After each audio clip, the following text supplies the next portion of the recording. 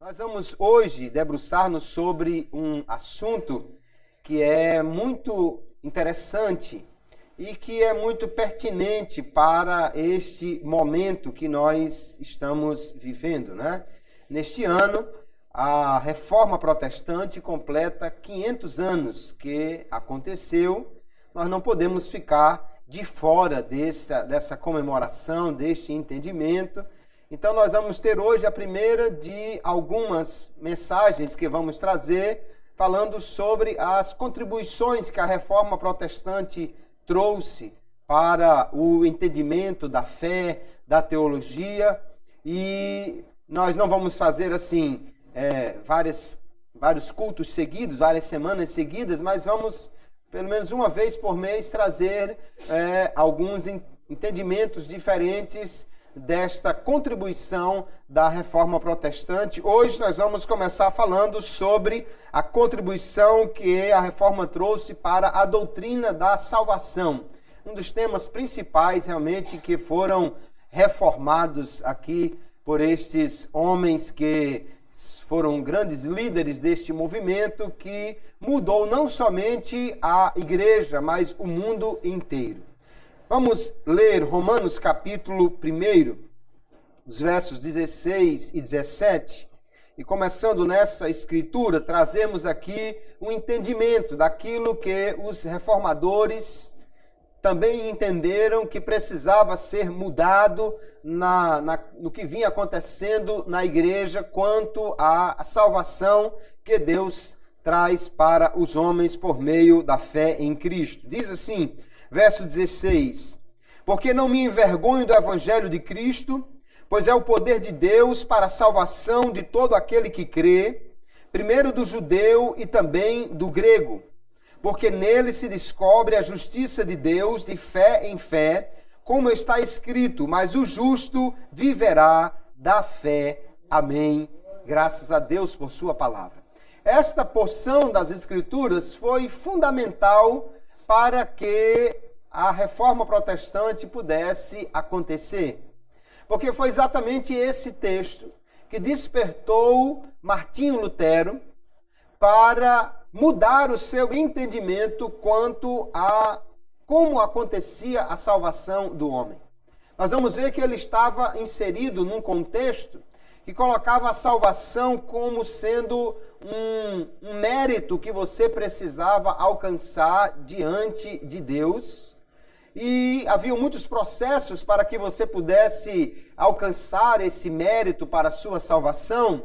No entanto, todos eles deixavam Lutero e qualquer pessoa em completa insegurança, porque dependia do homem fazer algumas coisas. E ele, então, ficava sempre angustiado. Será que eu fiz o que era necessário? Será que eu já mereço a salvação? Até que ele, estudando a palavra de Deus, quando já era professor de teologia, é que ele interpreta corretamente esse texto de Romanos capítulo 1 e o verso 17, entendendo: o justo viverá da fé. É pela fé e de fé em fé que nós alcançamos a salvação. Não é por obras, não é por mérito, mas é pela fé em Cristo. Isso mudou o entendimento de Lutero e ele então começou a ensinar e a crer diferente, até que algumas circunstâncias históricas fizeram com que ele proclamasse uma série de teses que trouxeram, então, o início deste movimento que nós chamamos de Reforma Protestante. Vamos ver, então, como isso aconteceu. No dia 31 de outubro de 1517, exatamente neste ano completa 500 anos, né?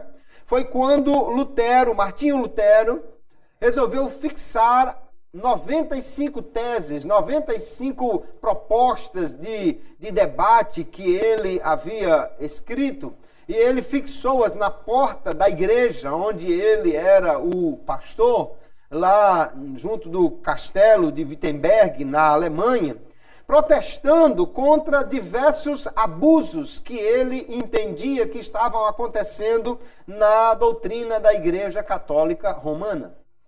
Lutero era um padre católico, era um monge agostiniano. Ele não queria realmente criar uma nova igreja, mas ele queria reformar aquela que ele já participava. Ele era um cristão e queria que a igreja cristã voltasse a ser a igreja que estava de acordo com a Bíblia, de acordo com o que a palavra de Deus ensinava.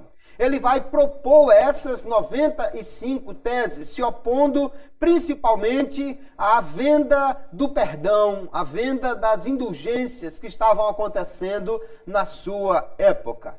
As pessoas pegaram essas teses que ele escreveu em latim, traduziram para o alemão. Aí houve um grande impulso, porque nessa época já tinha sido construída a máquina de imprimir, né? De imprimir tipos, a imprensa já havia sido inventada e rapidamente fizeram cópias daquilo ali, espalharam por toda a Alemanha e isso virou o estopim que acabou se transformando no grande movimento da Reforma Protestante. Obviamente que já homens antes de Lutero haviam pregado contra essas coisas, haviam se levantado contra elas, alguns morreram, mas neste momento houve realmente o momento certo, o apoio político, inclusive, para que a reforma pudesse acontecer com Martinho Lutero. Outros teólogos, logo após o Lutero ter proclamado essas teses e iniciado essa reforma, outros se somaram a este movimento, como Ulrico Zwinglio, na Suíça, João Calvino, também em Genebra, fez um grande trabalho para defender e divulgar esses pontos da reforma. Haviam também os reformadores chamados radicais, que queriam mais do que Lutero e Zwinglio haviam proposto de mudanças. Eles queriam voltar realmente à raiz do Novo Testamento, à igreja primitiva. Entre eles são muito conhecidos os chamados anabatistas, chamados de reformadores radicais, que também deram importante contribuição para esse movimento da Reforma Protestante. Obviamente, depois que eles se levantaram e propuseram todas as mudanças, a Igreja Católica Romana resolveu reforçar a sua forma de pregar a salvação e os demais pontos. Convocou, então, o Concílio de Trento, que demorou aí quase 20 anos para poder debater as suas diversas teses. Foi interrompido algumas vezes por guerras, por outras coisas, e por fim concluiu aquilo que a igreja defendeu, que foi basicamente reafirmar o que ela já vinha defendendo e até acrescentar algumas coisas. Até hoje, esta basicamente é a doutrina da salvação defendida pela Igreja Católica Romana. Esse processo foi chamado então de Reforma Católica ou Contra-Reforma. Nós vamos ver que a doutrina da salvação foi um dos principais pontos de divergência entre os defensores da reforma protestante, os reformadores, e a Igreja Católica. Nós precisamos entender, então, como estavam acontecendo as coisas e o que fez, então, com que os reformadores levantassem a sua bandeira contra os pontos que a Igreja Católica estava abusando, né, segundo o entendimento deles. Vamos ver então como era e ainda hoje como é em grande medida a doutrina da salvação defendida pela Igreja Católica Romana. A soteriologia católica tinha como uma questão essencial o mérito. Para você alcançar a sua salvação, você tinha que ter mérito diante de Deus. Você tinha que crer, mas também você tinha que fazer boas obras. Quando você pecava, era como se fosse ficando negativo o seu saldo. Aí você tinha que fazer algumas coisas para poder ir diminuindo esse débito. Então, quando você pecava muito, o saldo ficava negativo, você tinha que fazer algumas obras que pudesse então deixar esse saldo mais positivo. Quando você tivesse com saldo positivo, quando você tivesse algum mérito, aí então Deus lhe daria o crédito maior, lhe daria então aquilo que seria o grande mérito diante dele para você alcançar a salvação. Era mais ou menos assim que eles interpretavam. A salvação então se iniciava no batismo, o batismo infantil, né? O menino era batizado porque eles acreditam que o batismo ele tira pecados. O batismo era uma lavagem de pecados. Essencialmente, no recém-nascido, o pecado original. Todo homem nasce pecador e o pecado original seria lavado na pia batismal. O menino, então, passaria a ser agora um cristão, um membro da igreja, e depois ele precisava seguir os chamados sacramentos para que pudesse continuar crescendo nessa vida de fé e ao mesmo tempo conquistando méritos diante de Deus. Então vinha a crisma ou confirmação, a Eucaristia, a missa. Quando ele pecava, ele precisava ir diante do sacerdote para confessar. Quando ele confessava, o sacerdote lhe aplicava uma penitência. Tudo isso eram coisas que ele precisava fazer para poder ir diminuindo aquele saldo negativo que ele tinha diante de Deus. A penitência ele tinha que cumprir, mas mesmo cumprindo a penitência, muitas vezes não era suficiente para ele quitar o seu débito diante de Deus, e se ele morria sem poder resolver esse problema, então ele ia para o purgatório. E alguém precisava continuar fazendo alguma coisa por ele, missas, rezas, velas, para que ele pudesse ir diminuindo aquele tempo lá no purgatório. Senão ele ficaria lá centenas e centenas de anos purgando os seus pecados, purificando-os, para que assim ele pudesse alcançar aquele nível de obter um crédito diante de Deus. Só que às vezes o camarada era tão pecador que o tempo dele no purgatório ia ser de tão grande o número de anos que ele tinha que cumprir ali, que alguém precisava fazer mais alguma coisa. E a igreja, então, tinha uma forma de melhorar isso, que era a indulgência papal. Segundo eles, havia uma condição de o Papa perdoar pecados através deste escrito, que era chamado de indulgência. E poderia diminuir o tempo que alguém estava cumprindo a pena lá no purgatório. Além dessa questão das indulgências, a penitência, tudo mais, também as peregrinações, se você fosse até um lugar sagrado, principalmente um lugar onde houvesse uma relíquia, entenda, os ossos de um dos santos, um pedaço da cruz de Cristo, um lugar que fosse sagrado, como o lugar do nascimento de Jesus, o Santo Sepulcro e tudo mais, você, só em ver aqueles locais, você já diminuía o seu tempo no purgatório ou a sua culpa diante de Deus. O problema é que as relíquias se proliferaram na Europa inteira. Lutero diz que dos 12 apóstolos, 18 eram encontrados na Europa para se visitar. E que tinha mais prego da cruz na Europa toda, que dava para ferrar todos os cavalos da Alemanha, ainda sobrava. Havia madeira, pedaços de madeira da cruz suficiente para construir uma casa e sobrava. Eles tinham relíquias, até coisas absurdas, né? Lascas do chifre de Moisés, gotas de leite da Virgem Maria, eram vendidas como relíquias. E que supostamente quem possuísse tal coisa seria grandemente beneficiado. Inclusive, as pessoas compravam de forma absurda, por um preço caríssimo isso, porque elas depois passavam a cobrar. Quem tinha uma relíquia, colocava numa igreja, geralmente eram os donos de castelos e tal, que tinham essas coisas, colocavam numa igreja e passavam a cobrar uma entrada para alguém pudesse lá ver isso e supostamente diminuir a sua culpa diante de Deus.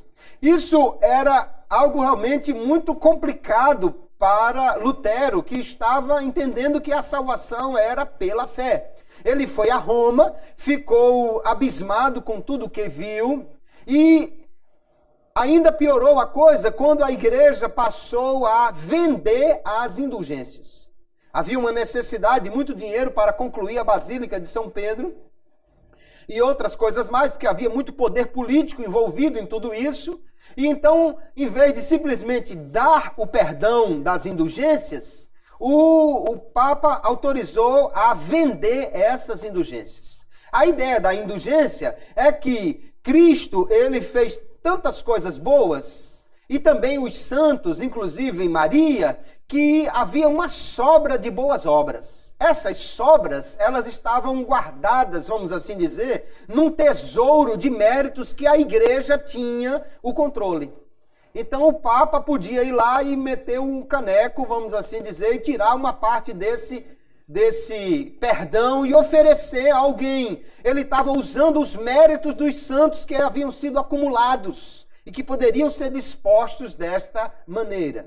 Ainda hoje, a Igreja Católica trabalha com indulgências. O que o Concílio de Trento fez foi proibir que se vendesse. Hoje não pode mais se vender. Mas ela continua dispondo delas para conceder aos fiéis.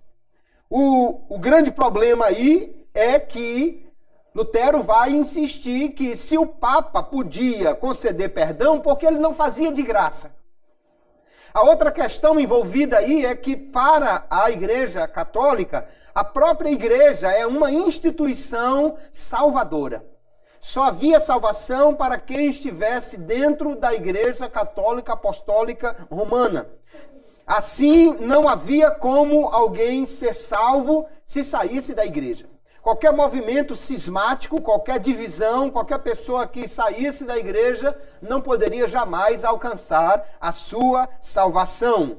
O ensino católico, desde Cipriano, afirmava o seguinte: a igreja é a mãe de todos os crentes. Ninguém pode ter Deus como pai se não tem a igreja como mãe. Só pode ter Deus como pai se tiver na igreja católica apostólica romana. A instituição era salvadora. Ainda hoje ela se declara assim. E nós vemos aqui que para Lutero havia um problema muito sério. Como é que a salvação era pela fé, se agora até a instituição era salvadora? Depois, a igreja, por essa época, já estava pregando a mediação de Maria como salvadora. Eles afirmavam que Maria cooperou por sua fé e obediência na salvação dos homens. A essa altura do campeonato, já havia sido formulado o dogma de que Maria nasceu sem pecado, de que ela subiu ao céu, de que ela está lá à direita de Deus, ou em algum espaço, intercedendo pelos homens, que ela, além dos méritos que havia acumulado em favor dos homens, tinha também a intercessão por eles, para que eles pudessem ser salvos. Assim nós vemos que a salvação era considerada como uma recompensa que você recebia por ter alcançado mérito diante de Deus. Esse mérito podia ser seu ou podia ser de outra pessoa. Outra pessoa podia alcançar mérito para você. Só que você precisava fazer alguma coisa para cooperar com a graça de Deus. A venda de indulgências se mostrou muito eficaz em arrecadar dinheiro. E haviam vendedores que eram extremamente exagerados, que prometiam coisas demais. Havia alguns que diziam até que comprando a indulgência, o sujeito ficaria mais limpo do que quando se batizou. Outros diziam que ele ficava mais limpo do que Adão antes da queda. Tinha uns que afirmavam que comprando indulgência, o camarada podia ter cometido qualquer pecado, podia ter matado, podia até ter violado a mãe de Jesus, que ele ainda assim seria perdoado se ele comprasse aquela indulgência.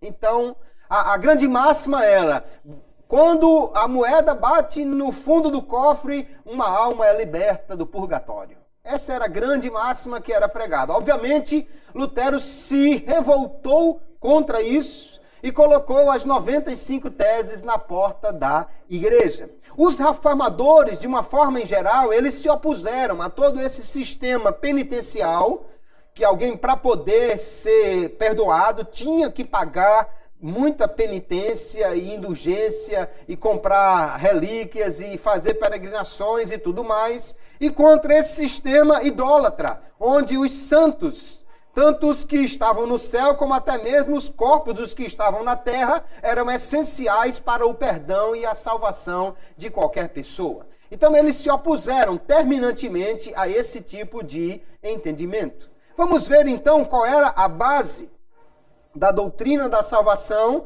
da reforma protestante. Em primeiro lugar, nós vamos ver que os chamados reformadores magisteriais, os que ensinaram, os maiores, que nós podemos incluir aí Martinho Lutero, depois ou quase no mesmo tempo que ele, Ulrico Zwinglio, e um pouco mais adiante, João Calvino. São os três grandes reformadores, né? Houveram muitos outros que foram também importantes, cada um no seu lugar, no seu país, mas esses três são os que reconhecidamente lançaram as bases para o entendimento da doutrina que a reforma protestante iria defender. E nós podemos resumir, ou tradicionalmente, em 5 palavras latinas, né? Os 5 solas, ou só alguma coisa que era defendida pela reforma e que são a base realmente desse entendimento para a salvação. O primeiro sola é sola scriptura, ou só a escritura.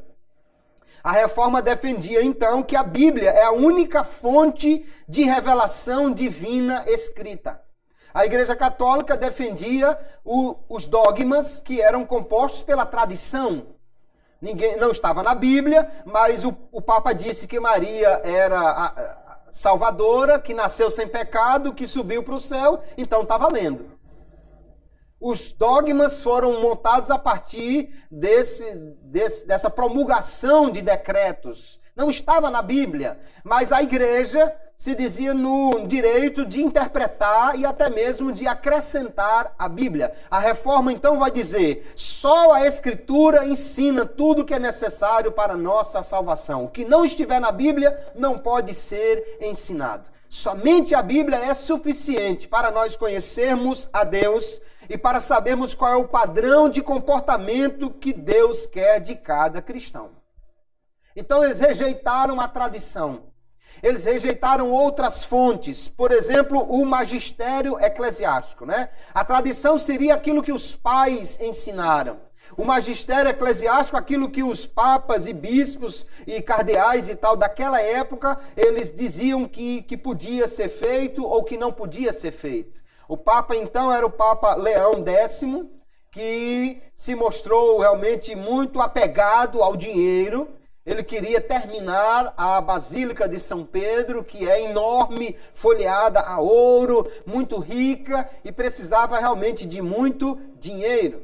E ele então promulgou a venda de indulgências, ou seja, como ele disse que agora estava valendo e quem comprasse aquilo era perdoado, estava valendo, a reforma vai dizer só a Bíblia. Se não está na Bíblia, não pode ser realmente verdadeiro para a nossa salvação. Até mesmo a razão natural, aquilo que o homem que não tem Cristo poderia entender de Deus, os reformadores vão dizer, tudo bem, você pode até ter algum conhecimento, mas isso não pode levá-lo à salvação. Lutero, na realidade, negava que o homem pudesse realmente conhecer a Deus através da razão. Ele colocava tudo na conta da revelação, falava do Deus escondido, que só pode ser conhecido por sua auto-revelação. O segundo sola é solo Christus. A igreja defendia que a salvação é realizada unicamente pela obra mediadora de Cristo. Nem Maria, nem nenhum dos santos, nem os papas, nem purgatório, nem nada disso pode ser válido para a salvação. Somente a obra de Cristo, que é alcançada pela fé e que é uma expressão da graça de Deus, poderia trazer a salvação para os homens. O entendimento, obviamente, dos reformadores está em textos como Atos capítulo 4 e verso 12, que dizem: e em nenhum outro há salvação, porque debaixo do céu nenhum outro nome há dado entre os homens em quem devamos ser salvos. Salvação só em Jesus. Só Jesus fez a obra mediadora. Ele foi até a cruz e morreu para salvar todos os homens, e isso é suficiente. Não precisa de absolutamente mais nada. O homem sozinho é incapaz de alcançar a salvação. Não existe mérito humano que o qualifique para a salvação. A Igreja Católica ensinava que você primeiro tinha que alcançar um certo patamar de mérito. Depois Deus lhe daria a salvação. Os reformadores vão dizer: o homem não pode fazer nada por sua salvação. Se ele não for alcançado pela graça de Deus, ele não tem como, a parte desta graça, sozinho ou por qualquer outro meio, conquistar algum mérito para ser salvo. Aí nós vamos ver que o Evangelho, que era realmente a grande pregação dos reformadores, ele tanto se mostra inclusivo quanto exclusivo. Inclusivo porque ele inclui todos os que recebem a Cristo como único mediador entre Deus e os homens. Não se tratava apenas dos que tinham visitado uma relíquia, não se tratava apenas dos que tinham algum mérito. Todo e qualquer homem, não importando o que ele fez, não importando qual era a sua história, se ele cresce em Jesus como único mediador, como único salvador, ele seria salvo. A salvação era oferecida a todos. Embora nós vamos ver que alguns dos reformadores vão entender que efetivamente somente alguns foram escolhidos por Deus para a salvação. E o Evangelho, ele também é excludente, ele é exclusivo, porque ele exclui todos os que resistem à graça de Deus. Se alguém não aceitar a graça pela fé, ele não pode de maneira nenhuma ser salvo. Textos como 1 Timóteo 2 e 5 deixam muito claro esta verdade, que há um só Deus e um só mediador entre Deus e os homens, Cristo Jesus, homem. Jesus Cristo, homem, é o único mediador. Então, santos, vivos ou mortos, não podem fazer nada. Maria, ela não pode fazer absolutamente nada para a salvação. Por quê? Porque o único que realmente alcançou méritos diante de Deus foi Jesus. Nenhum outro homem, não importa quem seja, jamais poderia alcançar méritos, nem para si próprio e muito menos sobrando para poder dar para os outros. Somente Jesus tinha méritos diante de Deus, porque somente ele viveu sem culpa e pagou pelo pecado dos homens. Ainda que alguém pudesse, por um dogma, dizer que Maria ou qualquer outro viveu sem pecados, mas não poderia de forma nenhuma estabelecer que ela morreu em uma cruz e foi crucificada em favor de alguém, porque isso nunca aconteceu e nem poderia acontecer. Jesus morreu na cruz e a sua morte trouxe vida a todos os homens, porque além de ser homem, ele era e é Deus. Era o Deus encarnado que morreu na cruz. Um homem qualquer não poderia pagar nem por sua própria alma, que dirá pela dos outros, ainda que ele morresse da pior forma que tivesse. Jesus, então, é o único mediador. João capítulo 3, o verso 19, deixa claro, entre outros textos, que aquele que não receber a Cristo, aquele que não aceitar a Ele, nunca poderá ser salvo de outra forma. O texto diz: e a condenação é esta, que a luz veio ao mundo, que é Cristo, e os homens amaram mais as trevas do que a luz, porque as suas obras eram más. Eles amaram, eles escolheram as trevas e não a luz. Então aquele que rejeitar a graça de Deus, jamais poderá obter a sua salvação. O Cristo que salva é aquele Cristo que veio ao mundo, o Cristo histórico, o Cristo que viveu, o Cristo que morreu, o Cristo que realmente existiu, o Cristo que era homem, mas que também era Deus. O Cristo que é eterno, o Cristo que é Deus entre nós, o Cristo que é sacerdote, profeta, rei, essa é a sua obra mediadora. Esse é o Cristo, não o Cristo do dogma, não o Cristo inventado, o Cristo que alguém podia apenas imaginar, mas o Cristo real e verdadeiro foi que morreu pelos homens para a sua salvação. A igreja, então, a reforma aqui defendia solo Cristo, só Cristo é suficiente para a salvação. Ainda havia um outro termo que é sola gratia. Somente a graça de Deus. Só a graça, essa obra do Espírito Santo, essa ação sobrenatural do Espírito Santo no coração do homem é que pode levá-lo à salvação. A salvação não é, em nenhum sentido, uma obra humana.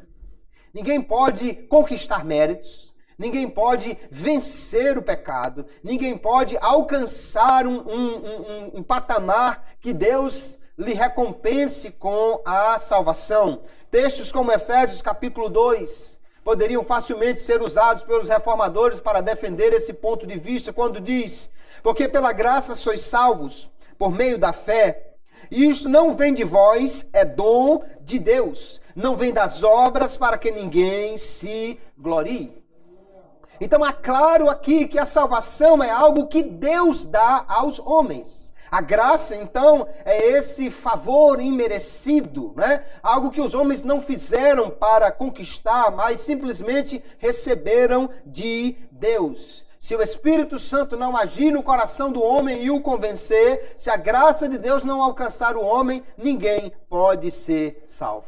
Então esse favor divino, que o homem não merece, mas que Deus, em sua soberania, em sua bondade, dá ao homem, é o único meio de alguém ser salvo, somente pela graça. O homem estende a mão vazia para receber. Ele não leva nenhum mérito diante de Deus. Nenhum homem pode ajudar na sua salvação. Ele não pode contribuir com ela.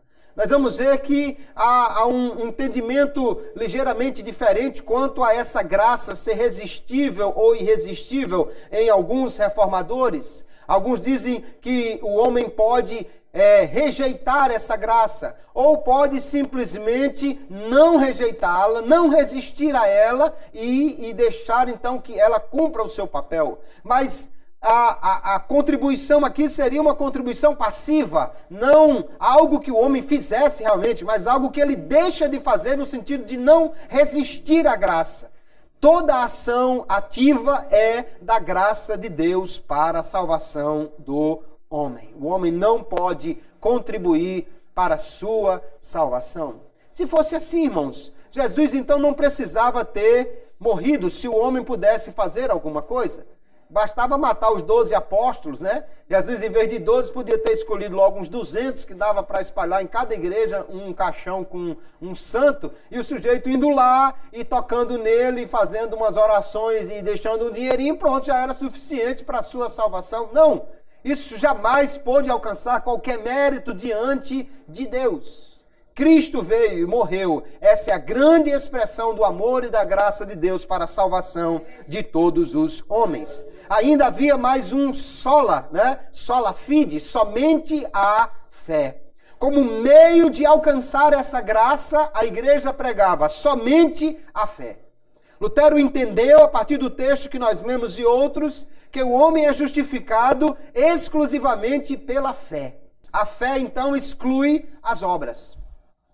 Exclui completamente outro meio. Se é pela fé, então não pode ser por indulgência, não pode ser por penitência, não pode ser por mediação de santos, não pode ser por nenhuma outra coisa, mas apenas pela fé em Cristo. Quando o homem crê em Cristo, então os reformadores diziam: a justiça de Cristo, os méritos de Cristo são imputados ao homem. Deus pega os pecados do homem, atribui-os a Cristo, Cristo pagou por eles. Aí ele pega a justiça de Cristo, porque ele andou completamente sem pecado, fez tudo o que agradava a Deus. Então Deus pega essa justiça de Cristo e a atribui ao crente. E agora então não só ele tem seus pecados, ou seja, aquele saldo negativo que ele ia passar não sei quantos mil anos no purgatório para resolver, na realidade Cristo resolveu de uma vez quando morreu na cruz, porque pagou por todos os pecados. Mas aí o homem ficaria só com o saldo zerado. Para ele não ficar com o saldo zerado, porque isso também não resolveria nada diante de Deus, ele não tinha débitos, mas também não tinha créditos. Deus pega a justiça de Cristo, tudo que Cristo fez, e atribui ao crente. Agora, quando Deus olha para o crente, vê nele os méritos de Cristo. Havia um entendimento um pouco divergente aqui Lutero dizia que o homem ele só é tido como justificado, ou seja, Deus olha para ele e sabe que ele é um pecador, mas conta como sendo justificado. Então ele era ao mesmo tempo santo e pecador. Já os outros reformadores, como Zwinglio e Calvino, já dão uma ênfase maior nessa união com Cristo e, portanto, Deus via Cristo no homem, via esta união como sendo algo que capacitava o homem, que o justificava diante de Deus. Daí uma ênfase maior nesses outros reformadores em questões como a santificação. Não que Lutero não enfatizasse isso, mas realmente a sua ênfase maior era somente na justificação pela fé. Então é pela fé que o homem alcança essa justiça diante de Deus. Porque Deus toma a retidão de Cristo e coloca sobre o homem. É como se o homem se vestisse da justiça de Cristo e agora Deus nos enxerga assim. Textos como Romanos capítulo 5, verso 1, davam o entendimento disso para os reformadores e dizia, sendo, pois, justificados pela fé, temos paz com Deus por nosso Senhor Jesus Cristo. Então é por Cristo e pela fé nele que nós somos então justificados diante de Deus. Não há outra maneira do homem poder ser declarado como tendo méritos para a sua salvação. Não há nenhum mérito, somente os méritos de Cristo. Essa foi a grande descoberta de Lutero nas Escrituras. O justo viverá pela fé. Isso trouxe, queridos, uma libertação extraordinária para Lutero. Ele era aquele homem que buscava ser agradável a Deus, mas no sistema que ele vivia, ele tinha que confessar os pecados para poder receber a absolvição do sacerdote. Mas o problema, sabe o que era? É que ele achava que esquecia de confessar algum pecado. E ele ia 2, 3 vezes por dia ao confessionário para contar os seus pecados. E o seu confessor dizia, olha, deixe para confessar só os pecados realmente importantes. Você vem confessando todo tipo de coisa, mas para Lutero todo pecado era algo que o afastava de Deus. O problema é que ele vivia debaixo dessa culpa. Eu acho que eu esqueci de confessar uns 3, eu tenho que voltar lá, mas já está fechado o confessionário, e agora? Se eu morrer agora, eu vou para o inferno. E ele começava a brigar com o diabo, era uma coisa terrível, porque ele era muito explosivo e ele começava a xingar o diabo porque estava acusando ele e ele não queria aquilo. Até ele só obtém descanso. O seu orientador manda ele ler os místicos, os teólogos alemães que falavam muito de experiência com Deus, mas nem isso resolve. Ele realmente só encontra a calma quando ele entende pelas Escrituras. Pela fé, nós somos justificados e não precisa mais se preocupar com nada. Não há mais nenhuma culpa. Aquele que alcançou a justificação pela fé em Cristo não tem mais nenhuma culpa diante de Deus, porque Jesus pagou por todos os nossos pecados. Aleluia. O último sola é soli Deo glória, somente para a glória de Deus. Então nós vivemos para a glória de Deus, debaixo da sua autoridade, perante a sua face, e tudo que nós fazemos deve ser para a glória de Deus. Calvino enfatizou isso mais do que os outros reformadores. Lutero havia uma ênfase muito grande na cruz, na obra de Cristo, mas de uma maneira em geral todos eles pregavam que realmente nós devemos viver, o propósito maior da vida do homem é viver para glorificar a Deus. Então esses 5 solas aqui resumem basicamente qual é o entendimento da reforma protestante acerca da doutrina da salvação.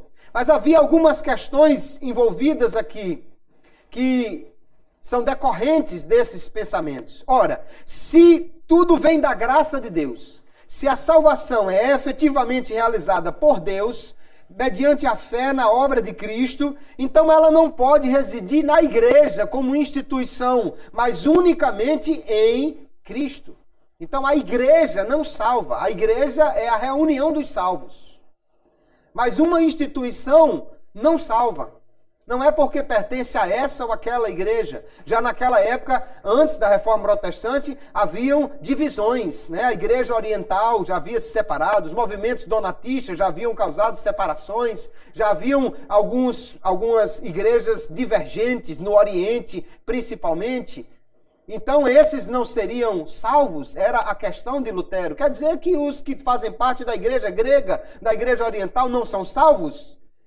Não, a igreja não salva. Placa de igreja não salva. Ninguém vai chegar no céu e dar uma carteirada com um cartão de membro. Ó, meu amigo, esse daqui, ó, tá vendo? Não entra no céu apresentando cartão de membro de igreja. A única credencial que nos dá acesso ao céu é o sangue de Jesus, quando nós depositamos a nossa inteira confiança nele para a nossa salvação.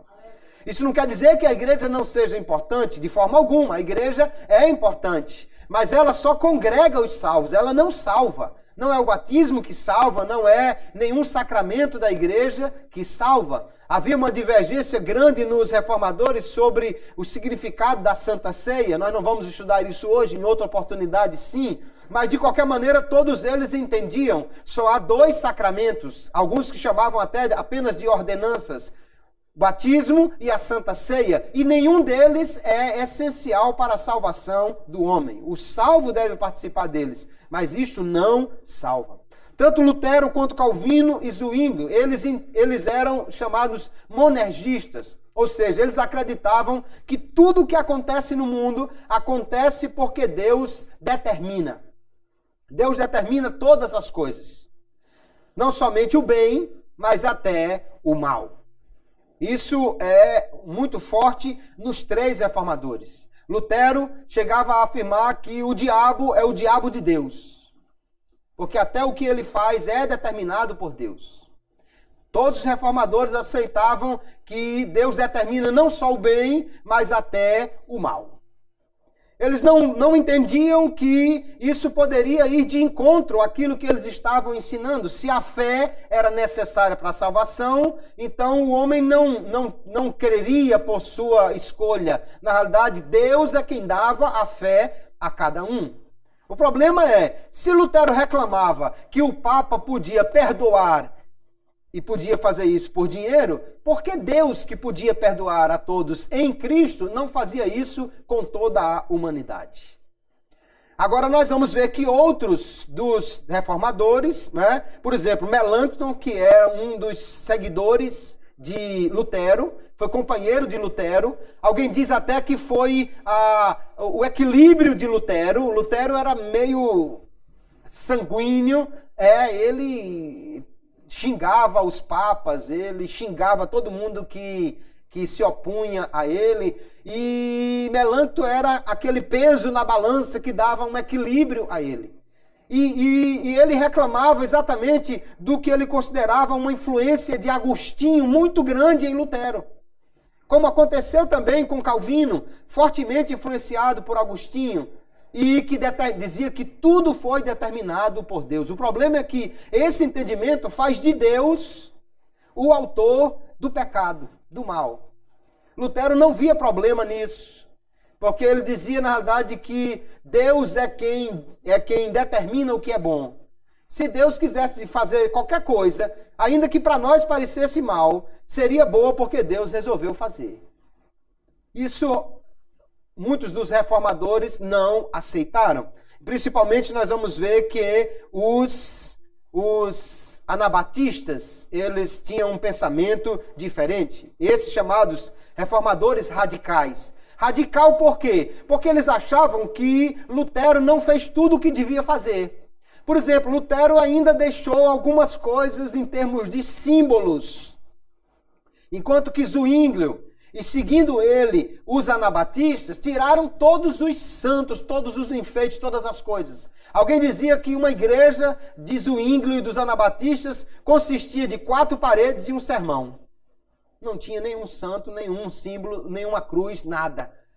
Eles tinham esse movimento chamado iconoclasta, muito forte, que realmente eliminou. Então, os anabatistas, eles queriam mais do que Lutero fez. E eles são chamados de anabatistas porque eles não aceitavam o batismo infantil, o batismo de crianças. Por que eles não aceitavam o batismo de criança? Porque eles entendiam que era necessário a fé. Os reformadores, eles não conseguiam ver a inconsistência entre dizer que a salvação é pela fé e ao mesmo tempo dizer que o menino era batizado sem crer.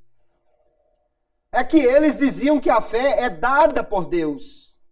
Não é algo que o homem faz, exerce, responde. Então eles não viam problemas nisso. Mas só que você poderia batizar todo mundo, já que ali era uma sociedade essencialmente cristã, e nem todo mundo que foi batizado ser eleito.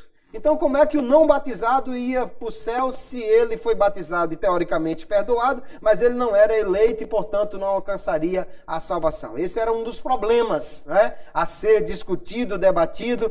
Esses reformadores, como os anabatistas, aqui especialmente um homem chamado Balthasar Rubmaier, ele cria que a salvação era oferecida a todos. Ele cria que a graça era resistível, essa graça preveniente que chama, convence e capacita o pecador a vir a Cristo.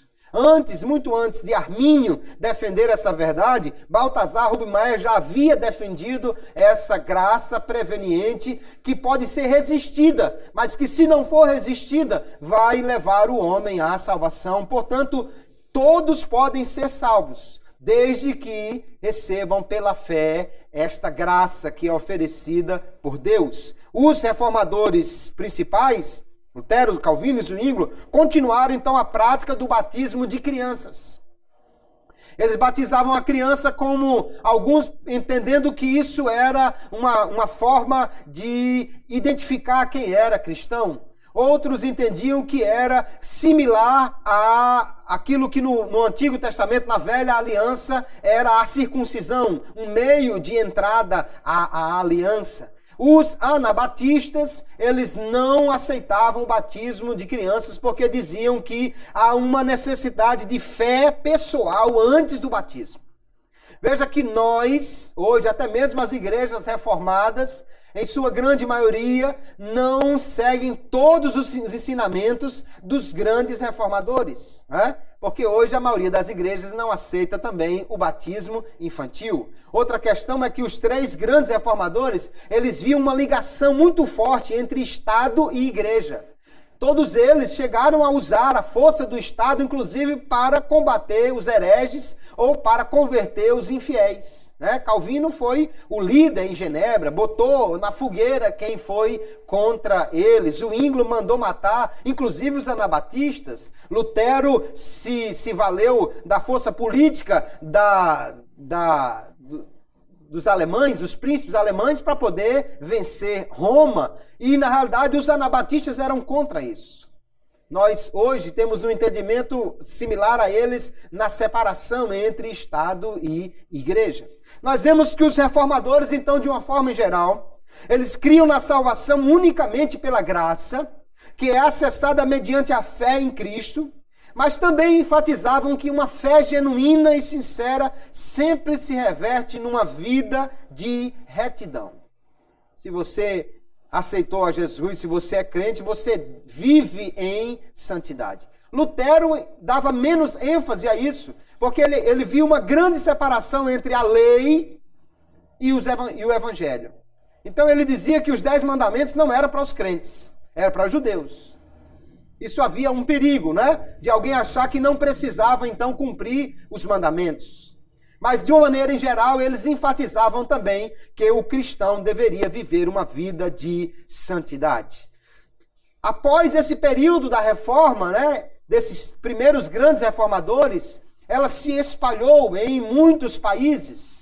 Ela nasceu ali na Alemanha e cresceu ali na Suíça, mas ela chegou à Holanda, chegou à Inglaterra, chegou à Escócia. Muitos homens foram usados por Deus para fazer isso aí. E na Holanda, Armínio, Jacó Armínio, de quem nós herdamos esse entendimento acerca da salvação, é um legítimo representante da reforma. Ele era pastor da igreja reformada holandesa e cria, como os reformadores, que a salvação é somente pela fé e pela graça. Veja que ele diz: desta maneira atribuo à graça o início, a continuidade e a consumação de todo o bem, de tal forma que sem a sua influência, um homem, mesmo já estando regenerado, não pode conceber nem fazer bem algum, nem resistir a qualquer tentação do mal, sem esta graça emocionante e preventiva que coopera com o homem. Então a graça no entendimento de Armínio era essencial, não só para o começo, mas para todo o período em que ele estaria em comunhão com Deus. Se tirar a graça de Deus, nem mesmo um homem já regenerado poderia ser um crente fiel. Ainda no entendimento de Armínio, essa graça, no entanto, ela é resistível. Deus não força o homem, Deus não impõe a salvação. E ele vai dizer: o autor da graça decidiu não obrigar os homens pela sua graça a consentir, mas influenciá-los por uma mansa e gentil persuasão, influência que não apenas não resolve o livre consentimento do livre-arbítrio, mas até mesmo o estabelece.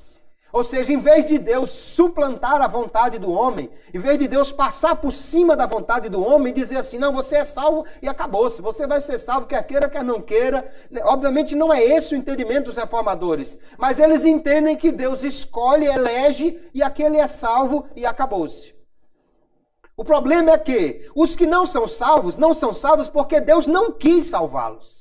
Mas como fica quando a Bíblia diz que Deus não quer que nenhum se perca, mas que todos se salvem? Como fica que diz que Deus quer que todos os homens cheguem ao conhecimento da verdade? Como fica quando diz que a graça se mostrou salvadora a todos os homens? Como fica quando Jesus diz que veio ao mundo para salvar o mundo? Então, Armínio, seguindo aquela linha de pensamento dos reformadores radicais, dos anabatistas, dizia que o homem precisava não resistir à graça. A graça restaura no homem a capacidade de dizer sim a Deus. Sem a graça, ele só faz o que é errado, ele só peca. Mas pela graça, ele pode agora aceitar ou rejeitar a salvação.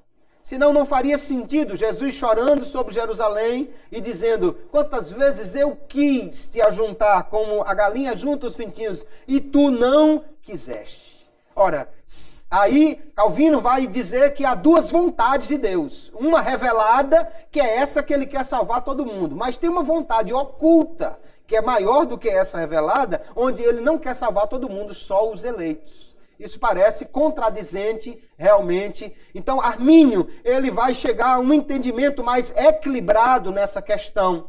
E aí, nós vamos ver que é essa a tradição reformada, a tradição do entendimento da salvação que nós vamos herdar. Então, nós vemos, queridos irmãos, que a reforma protestante, ela restaurou a centralidade da salvação em Cristo. No tempo de Lutero, no tempo de Calvino, seguindo a doutrina da igreja romana, a salvação era uma questão de mérito. Você tinha que fazer alguma coisa. E havia muita coisa a ser feita. Bula papal, visita a túmulo de santos, penitência, confissão, batismo, tudo isso era essencial. E se não desse certo nessa vida, no purgatório se resolvia o restante das coisas. A reforma protestante disse: de forma alguma, somente Cristo é quem tem méritos para a salvação do homem. O homem depende completamente da graça de Deus, que é alcançada pela fé para poder ser salvo. Se não for pela fé em Cristo, o homem não pode alcançar a sua salvação. Os reformadores, então, vão pregar um retorno às Escrituras. O que a Bíblia diz? O problema é que a igreja havia se afastado das Escrituras e agora estava seguindo as Escrituras e os dogmas. A Bíblia não diz que Maria é salva, a Bíblia não diz que Maria subiu, foi assunta aos céus, que ela viveu sem pecado. Pelo contrário, a Bíblia diz que todos são pecadores. A reforma, então, vai retornar à Bíblia, ao Evangelho, à igreja primitiva e dizer somente o que está na palavra e a simplicidade do Evangelho. Meus irmãos, quando Paulo está diante do carcereiro em Filipe e aquele homem diz: o que eu faço para ser salvo? Paulo não diz: vamos começar assim, batismo, depois crisma, depois confissão, quando você pecar tem penitência, se não der certo tem purgatório. Não, ele não fala em nada disso, porque a simplicidade do Evangelho é tão grande que é somente assim: crê no Senhor Jesus Cristo e serás salvo. Pronto, é somente isso. A igreja então retorna a essa simplicidade. Outra coisa, nada de muitos santos, enfeites, né? 4 paredes e um sermão. É exatamente essa a descrição que nós vemos também na igreja primitiva. A simplicidade. Nós somos herdeiros da reforma protestante. Todo protestante, né, todo evangélico, de alguma maneira é herdeiro dela, mas nós herdamos dela esses pontos, defendemos os seus postulados, os seus pontos básicos. Cremos que a salvação é somente pela fé em Cristo, pela graça de Deus. E combatemos os mesmos desvios da fé apostólica. Nós precisamos cada dia levar adiante esses mesmos pontos, com cuidado de nunca nos afastarmos dele. Quando alguém quer colocar 1 milímetro que seja fora da Bíblia, além da Bíblia, acima da Bíblia, eu já fico preocupado e todos nós precisamos rebater qualquer acréscimo, porque o Senhor que inspirou a Bíblia, inspirou também lá no finalzinho a dizer: quem acrescentar alguma coisa a ela, será-lhe acrescida as pragas descritas neste livro. Nenhum desvio pode ser tolerado, porque senão um desvio de 1 milímetro aqui, lá na frente, se torna muito maior. Que nós possamos então cada dia procurar guardar essas verdades da reforma protestante, que somente através de Cristo, pela fé nele, mediante a graça de Deus, nós somos justificados, salvos, e isso é suficiente. Nada mais é preciso fazer. O máximo que eu posso fazer é simplesmente crer, porque crer não é obra, crer é o contrário, é eu desistir da minha obra e crer que a obra de Cristo, confiar na obra de Cristo, que é suficiente para minha salvação. Aquele que não resistir à ação do Espírito Santo lhe convencendo do pecado e aceitar a Cristo como seu Salvador, será salvo. Nenhuma pessoa que crê em Jesus passará pelo purgatório. Tal lugar nem existe e nem é necessário, porque só há 2 lugares. Jesus só falou sobre isso. Quando ele contou a parábola do rico e de Lázaro, ele não falou de ninguém que estava no meio. Ele falou de um abismo intransponível e falou que é exatamente pela pregação, aleluia, que nós podemos ouvir a mensagem de salvação e entregando-se a Cristo ir para o céu. Que Deus os abençoe. Nós possamos continuar protestando cada dia contra os desvios da fé evangélica e seguindo estas verdades para a glória do nome do Senhor nosso Deus. Amém, queridos?